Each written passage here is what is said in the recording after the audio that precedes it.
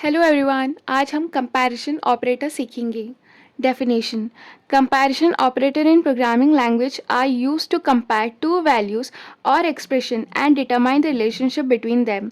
These operator return a boolean value true और false based on the result of the expression. तो comparison operator सुन के ही लग रहा होगा जहाँ पे हम वैल्यूज़ को कंपेयर करने वाले हैं। तो हम कंपेयर करेंगे तो हमारी वैल्यू या तो ट्रू में आएगी या तो फॉल्स में आएगा। ओके, तो हम इसका एक एक करके एग्जांपल देखेंगे तो हमें समझ में आएगा कि हम बेसिकली यहाँ पे क्या कर रहे हैं। So the first one is equal to. Equals to में हम डबल इक्वल्स टू वाले सिंबल यूज़ करते हैं।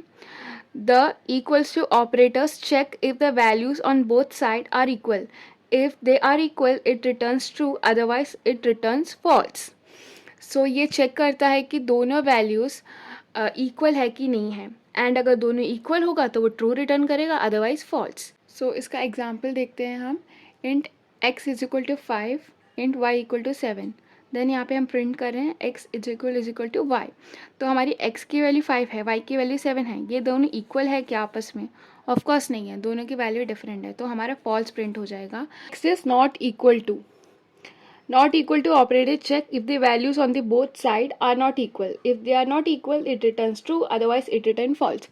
तो नॉट इक्वल टू के सीधा उल्टा है। तो जब इक्वल होगा वो फॉल्स देगा, एंड जब नॉट इक्वल होगा वो ट्रू देगा। For example, int A is equal to 10, B is equal to 5। तो ऑफकोर्स ये दोनों इक्वल नहीं है। तो देखो, ए और ये नॉट वाला साइन है, exclamation mark, is equal to B. तो ए और बी इक्वल नहीं है, तो यानी 10 is not equal to 5, that is true, ये ट्रू पास करेगा। एंड जैसे ही अगर मैंने ऐसे लिखा होता A is equal to B, तो ए की वैल्यू है 10, बी की वैल्यू है 5, दोनों इक्वल है नहीं, तो यहाँ पे वो फॉल्स रिटर्न करता हूँ। Next is greater than. The greater than operator check if the value on the left side is greater than the value on the right side.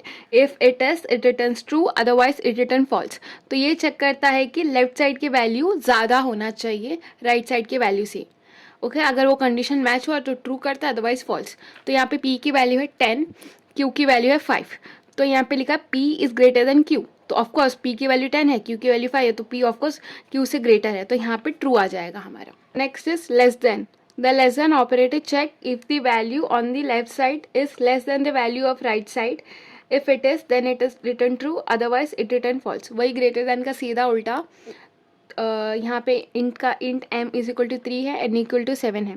तो यहाँ पे m is less then n, m की value 3 है और n की value 7 है, तो of course 3 7 से छोटा है, तो यहाँ पे ट्रू आंसर आ जाएगा। So the fifth one is greater than और इक्वल टू। तो इसका एग्जाम्पल देखते हैं। Int r equal to 5, s is equal to 5। Print कर रहे r शुड बी ग्रेटर और इक्वल टू s। तो फिर r की वैल्यू और s की वैल्यू ऑफकोर्स दोनों वैल्यू सेम है।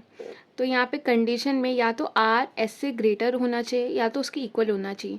इन दोनों में से कोई भी एक कंडीशन मीट हो गया तो हमारा आंसर आ जाएगा ट्रू।